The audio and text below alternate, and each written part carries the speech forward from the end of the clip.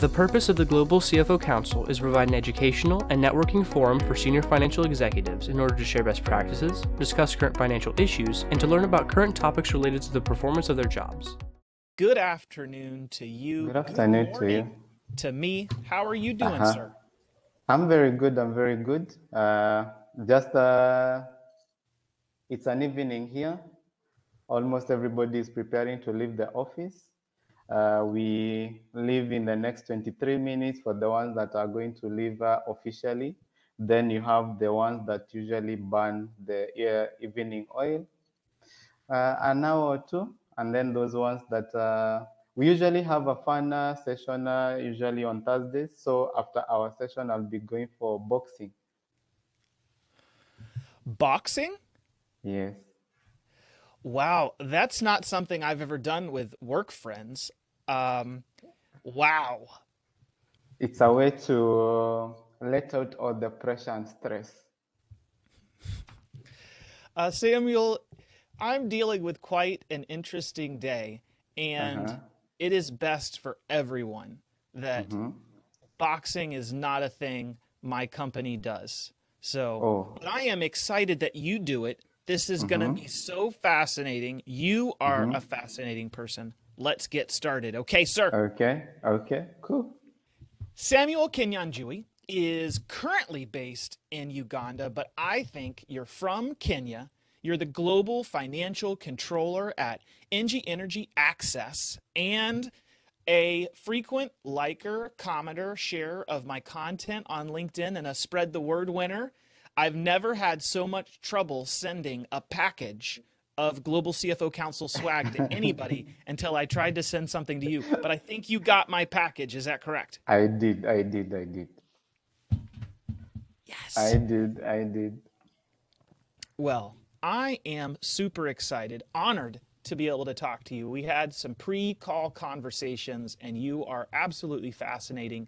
And let's get right into this, Samuel. Are you ready? Yes, I am. Question number one, what is your favorite business book and why? Okay.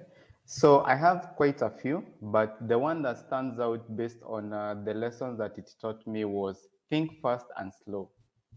And mainly the one thing that it taught me was the biases that we usually have on illusion of understanding, illusion of validity, intuition, and formula. So for me, when I look at the business community that we are supporting, it must be clear that we are using facts and not our thoughts or intuition at the end of the day. So it has to be clear that it has a base as to what we are doing. So, and again, as people who guide the companies on how high or low they are flying, it's quite important for us to use facts. Otherwise, we get it wrong. So that was my book, and for those reasons.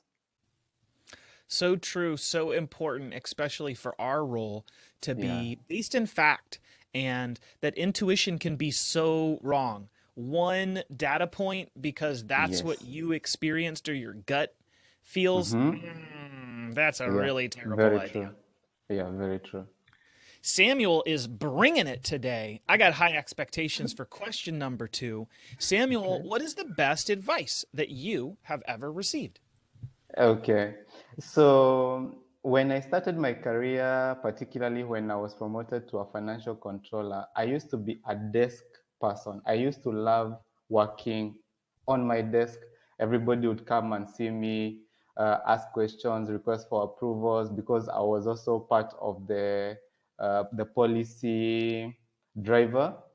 So I used to have the notion of a no person from the onset. But one of my country directors once told me, get off your desk, come and see the business as it is, understand it so that you can become a thought partner, so that at least instead of saying no to everything, we become a thought partner and you tell us, what are we doing wrong?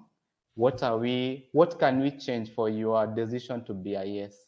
So that was the day that majority of my work life became a little bit more fun, because now people looked at me as a thought partner to the process of the business.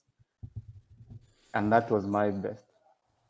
Samuel, where were you early on in my career? I could have really used that advice. Oh, so true. Question number 3. What Uh-huh. is a new tool that you've recently started using or a habit that you've recently picked up that you have found Mm-hmm. beneficial? Okay. So recently I was lucky to get an engagement and find a friend from a different country in Nigeria. And he told me I usually do a lot of hiding. What I mean is, I leave Friday from office, I vanish. I don't, they don't see me again until Monday. So networking, number one, and public speaking, learning how to do public speaking were one of my weakest points. So 2021 and 2022 have been the main focus points for learning how to public speak, number one, and then start networking across. And that's when I saw Global CFO Council, and I was like, I have to see what this is all about. And then I was lucky to join.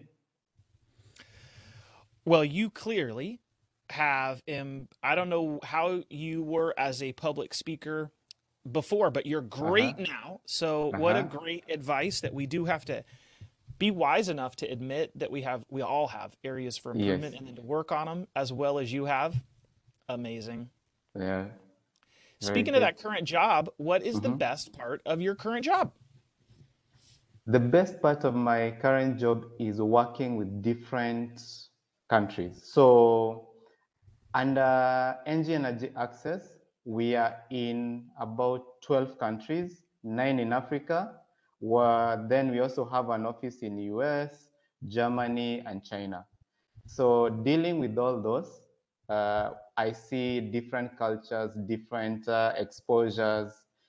So that again has forced me to learn how to engage with different understandings and perspectives. So that's the every day for me. I usually say these days it's an MBA for me that I'm going through in my job.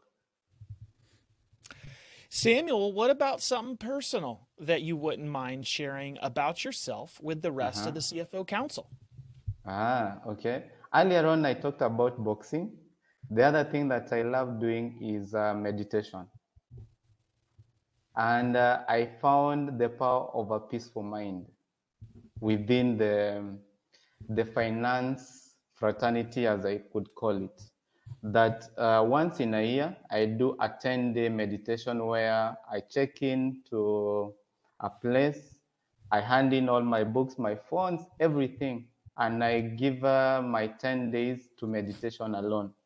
When I come from there, I am fresh. I don't know where the ideas usually come from, but when I come from there, I have better ways of looking at things. So that's one of the things that I think majority of us, particularly in this world where work-life balance is very hard, some of those can be helpful to some of the members of the Global CFO Council. Samuel, what is something that I should have asked you, but I Mm-hmm. didn't? And Mm-hmm. what is your answer to that? Okay. It's also kind of related to a new tool or something that I'm doing on the side. I recently learned the power of having a mentor who is both a map and a mirror. What I mean by that is having somebody who can be able to tell you openly and genuinely and very clearly who they think you are, who they have seen you to be. Then you can also be able to communicate your dreams and aspirations too. And then they draw for you that you are currently here. And if you want to be there, this is the route that you can be able to use. So having a mentor who is both a map and a mirror, very important in life, particularly if somebody wants to grow, to be a C-suite or higher than that in an organization. Wow, so powerful, so true, and something I really personally needed to hear today. I Mm-hmm. think that that just hit really hard and really helpful for me today, Samuel. This has been so fantastic. I took a ton of notes. The mindfulness that you have, the fact-based, but willing to listen to all sides, how you're a thought partner to your organization, and you are a fantastic public speaker. And thank you for taking some time out of your schedule to share some of your wisdom with the rest of the group. Thank you. Thank you very much for welcoming me here. It's been an amazing experience so far. Have a great day. Thank you. You too.